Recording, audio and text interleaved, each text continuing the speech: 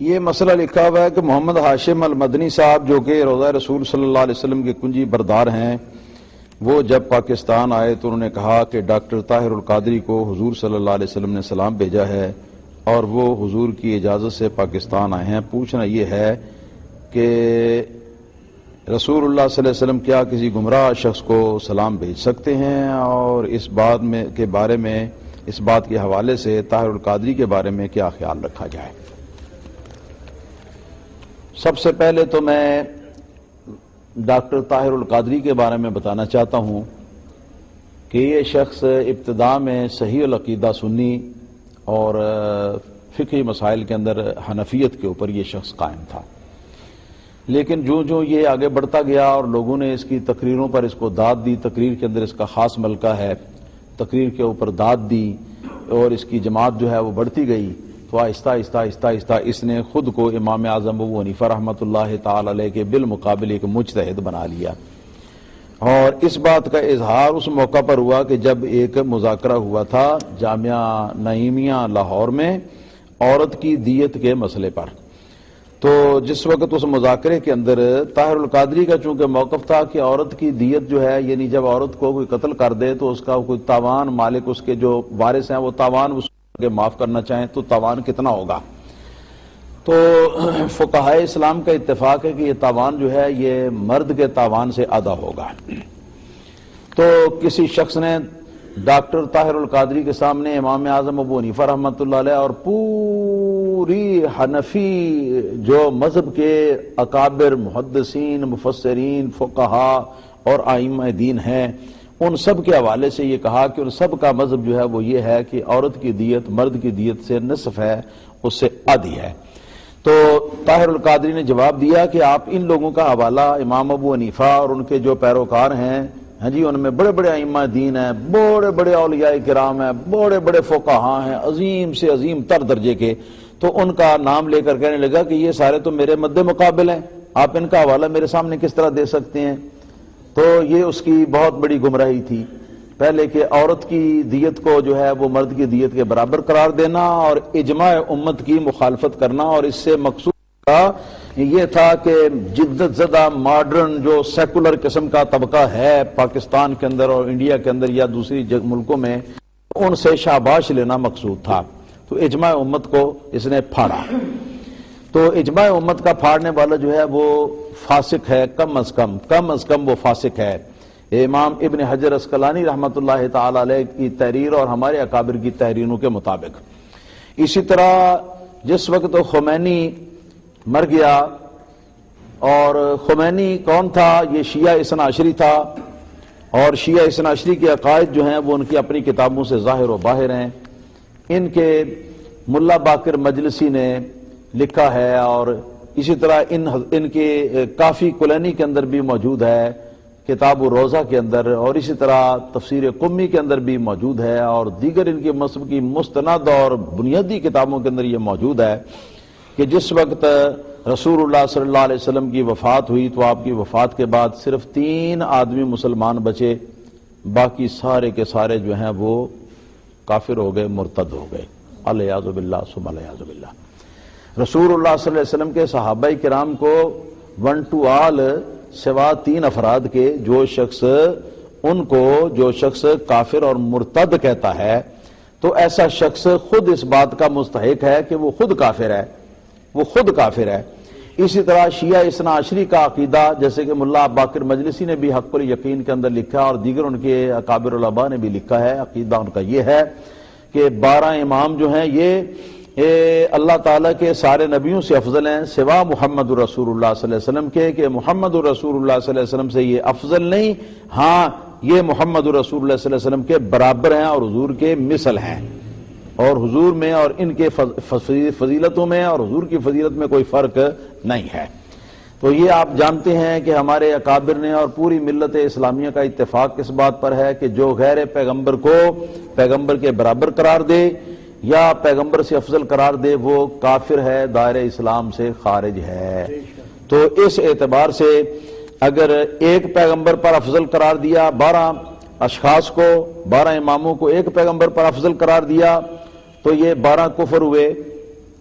اور جب 1,24,000 یا کم و بیش جتنے بھی اللہ تعالیٰ کے نبی ہیں ان سب کی تعداد، ان سب کا جب یہ جو ہے افضلیت کا انکار کیا اور ان سب کو حضرت علی مرتضیٰ اور 12 اماموں سے کمتر کہا، تو پھر ان سب کی مجموعی تعداد کو 12 سے ضرب دے لو اور جتنی تعداد آئے گی اتنے عدد کفر جو ہیں ان کے اس ایک عقیدے کے اندر بنتے ہیں۔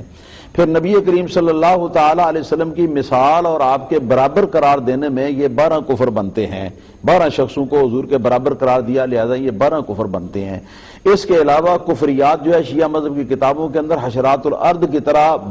بھرے پڑے ہوئے ہیں۔ شیعہ حضرات کی کتابوں میں یہ لکھا ہوا ہے، ان کی تفسیر عیاشی میری لائبریری کے اندر موجود ہے، اس میں یہ لکھا ہوا ہے کہ قرآن کریم کے اندر لفظ الہ 2-3 مقامات پر لفظ الہ سمجھتے ہیں نا آپ، الہ اللہ تعالیٰ کے لیے ہے، الہ برحق، تو الہ کا لفظ جہاں آیا ہے تو وہاں الہ کے لفظ کی انہوں نے تفسیر کی ہے 12 اماموں کے ساتھ، 12 اماموں کے ساتھ، کہ یہاں اللہ پاک نے الہ کا لفظ بول کر تو مراد 12 اماموں کو لیا ہے۔ الیاذ باللہ ثم الیاذ باللہ، جو لوگ 12 اماموں کو الہ قرار دیتے ہیں تو وہ کم از کم 12 مرتبہ مشرک ہوئے، 12 مرتبہ وہ مشرک ہوئے۔ پھر اسی طرح یہ لکل امت رسول، قرآن مجید کے اندر یہ الفاظ آئے ہیں کہ ہر امت کے لیے یعنی ہر گروہ کے لیے ایک رسول ہم نے بھیجا ہے۔ تو اس کی تفسیر کرتے ہوئے کہتے ہیں کہ یہاں لکل امت رسول سے مراد 12 امام ہیں کہ وہ اپنے اپنے زمانے کے لوگوں کے لیے وہ رسول ہیں، اپنے اپنے زمانے کے لوگوں کے لیے وہ رسول ہیں۔ تو اگر اس کے باوجود بھی شیعہ مسلمان ہیں تو پھر مرزائیوں کو بھی مسلمان کہو، کیونکہ شیعہ جو ہیں یہ بھی مرزائیوں نے تو ایک شخص کو نبی قرار دیا، رسول قرار دیا ہے، اور شیعہ اثنا عشری حضرات جو ہیں ملا باقر مجلسی وغیرہ، یہ ان حضرات نے اور ان کے مفسرین نے 12 شخصوں کو رسول اللہ صلی اللہ علیہ وسلم کے بعد رسول قرار دیا ہے۔ تو اس طرح کی اور بھی کفریات ہیں، ان کے بہت سارے ڈھیر سارے کفریات ہیں، اور یہ علماء سے ڈھکے چھپے نہیں، جو علماء حق ہیں ان سے ڈھکے چھپے نہیں، ان کی کتابوں کے اندر یہ حشرات الارض کی طرح یہ پھیلے ہوئے ہیں۔ اور علامہ خمینی کے بارے میں یہ بات ہم نے خود نوائے وقت اخبار کے اندر پڑھی تھی، اور ہم نے بعض کتابوں کے اندر بھی پڑھی ہے کہ خمینی ایک ایرانی یونیورسٹی کے اندر طلباء کو لیکچر دینے کے لیے گیا، تو وہاں انہوں نے خمینی سے یہ سوال کیا کہ صحیح اور جو اصلی اسلام ہے تو اس اسلام کی تعلیم حاصل کرنے کے لیے ہمیں آپ کون سی کتابیں پڑھنے کا مشورہ دیتے ہیں؟ تو خمینی نے کہا کہ ملا باقر مجلسی کی کتابیں پڑھا کرو، اور ملا باقر مجلسی کی اپنی کتابوں کے اندر یہ ساری باتیں جو ہیں یہ لکھی ہوئی ہیں۔ تو اس سے پتہ چلا کہ خمینی جو ہے یہ بھی بدتر کافر تھا، کافر، اس میں کوئی شک والی بات نہیں، بدترین کافر تھا، کیونکہ ملا باقر مجلسی کی جو کتابیں پڑھنے کی سفارش کر سکتا ہے وہ اسلامی قانون کی روح سے اور کتاب و سنت کی روح سے وہ بندہ مسلمان کہلانے کا حقدار نہیں۔ یہ ہے خرافات ان کے شیعہ اثنا عشریوں کے، کفری خرافات، جن کی وجہ سے خلافت راشدہ کے زمانے سے لے کر دور حاضر کے تمام علماء اسلام نے بالاجماع ان رافضیوں کو، ان اثنا عشریوں کو کافر و مشرک اور دائرہ اسلام سے خارج قرار دیا ہے۔ جس وقت تو خمینی بھی انہی کا ایک عالم تھا، خمینی جب مرا تو یہ اس کے تعزیتی ایک پروگرام کے اندر، ایک امام باڑے کے اندر، یہ کالا جبہ پہن کر، کالا جبہ سے مراد ہے میری کہ وہ ماتم کے لیے آدمی جائے اور کالا لباس پہن کے جائے تو وہ ماتمی ہوتا ہے، یعنی ماتمی لباس پہن کے یہ گیا پروفیسر طاہر القادری، اور اس نے جا کر بڑی تقریر کی، اور تقریر کے اندر 2 باتیں خاص طور پر انتہائی قابل گرفت ہیں۔ ایک بات تو یہ کہی کہ یہ تو ایک خمینی فوت ہوا ہے، مگر فکر نہ کرو کہ پاکستان کا بچہ خمینی ہوگا، نعوذ باللہ ثم نعوذ باللہ ثم نعوذ باللہ۔ جو پاکستان کے بچے کو کافر بنانا چاہتا ہے تو وہ شخص خود کیسے مسلمان ہو سکتا ہے؟ اور پھر یہ کہا کہ خمینی کا جینا علی کی طرح تھا اور خمینی کا مرنا حسین کی طرح ہے۔ نعوذ باللہ ناپاک کافر اور متفق علیہ کافر، جس کو ساری امت جو ہے وہ اپنے اتفاق سے اجماع سے کافر قرار دیتی ہے جس شخص کو، تو اس شخص کے زندگی کو مولا علی رضی اللہ تعالیٰ عنہ کی زندگی کے ساتھ وہ تشبیہ دیتا ہے، اور اس کے مرنے کو حضرت امام حسین پاک رضی اللہ تعالیٰ عنہ کی وفات سے وہ تشبیہ دیتا ہے، تو آپ سمجھیں کہ اس کا کیا عقیدہ ہے۔ اس کے بعد پھر اور بہت ساری پھل جھڑیاں ہیں یہاں پر۔ ایک ہمارے پاس کیسٹ آئی تھی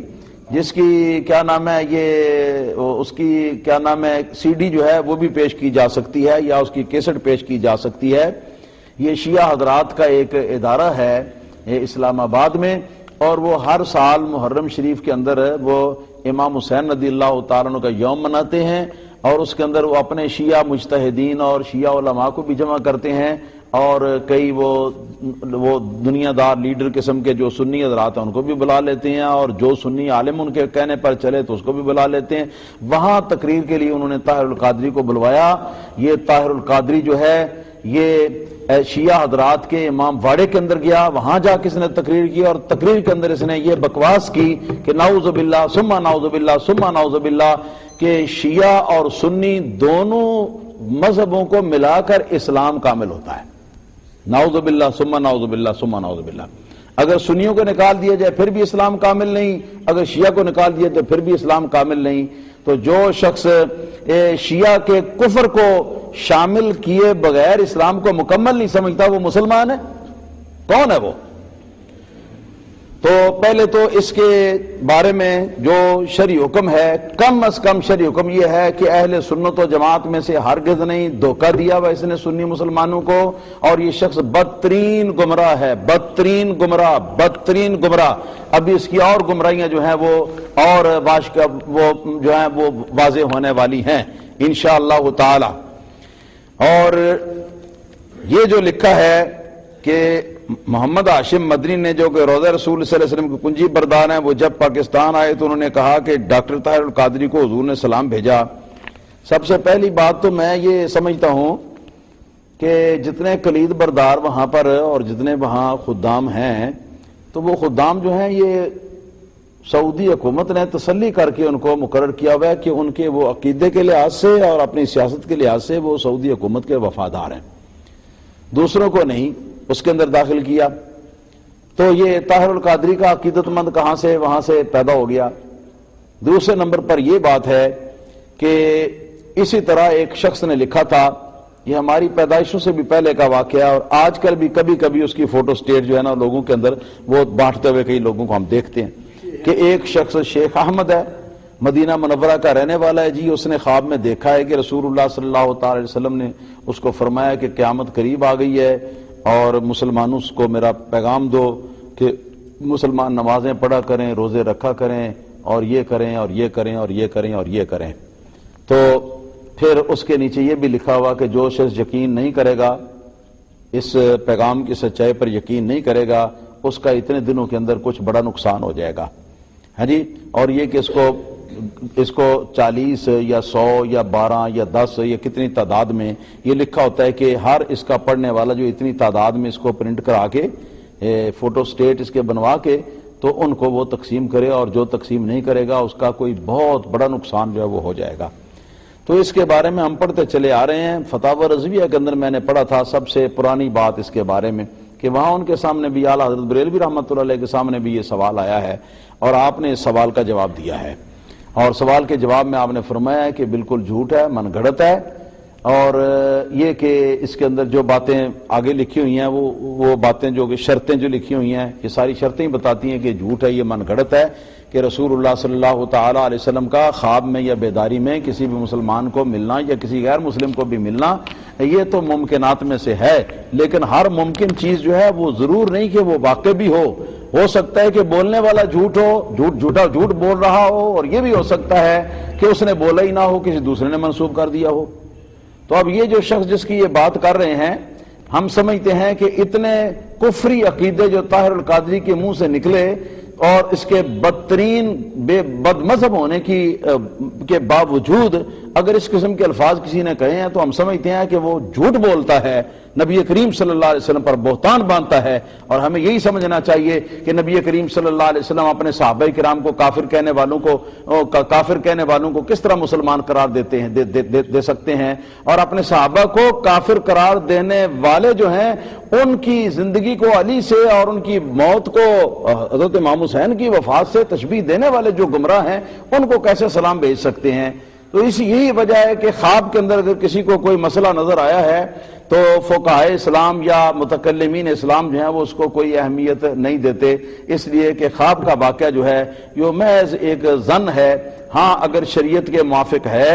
تو اس کے اندر کچھ تھوڑا بہت اس سے روشنی جو ہے وہ لی جا سکتی ہے، اور اگر شریعت کے خلاف ہے تو وہ بالکل جھوٹ کا پلندہ ہے، اور چونکہ یہ شرع شریف کے خلاف ہے لہذا یہ جھوٹ کا پلندہ ہے۔ اس قسم کے کئی اور بھی اس نے من گھڑت یہ مکاشفے جو ہیں وہ بعض ایسے لوگوں کے کہ جو کہ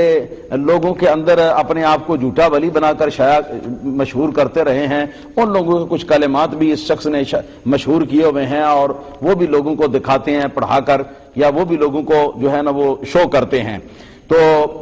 ان کا بھی یہی حکم ہے کہ چونکہ یہ ایک واضح طور پر ایک گمراہ آدمی ہے اور کئی مرتبہ کفری کلمات اپنے منہ سے نکال چکا ہے، اور کم از کم حد یہ ہے یہ کہ سخت ترین گمراہ ہے، ایسے سخت ترین گمراہ کے حق میں اس طرح کی بات کرنا جو ہے یہ رسول اللہ صلی اللہ تعالی علیہ وسلم کا فرمان نہیں ہو سکتا، کیونکہ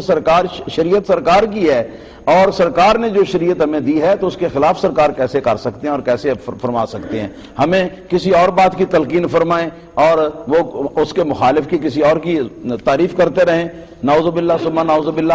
تو یہ سب من گھڑت ہے، اس کے اندر کوئی حقیقت اور کوئی اصلیت اور کوئی سچائی نہیں۔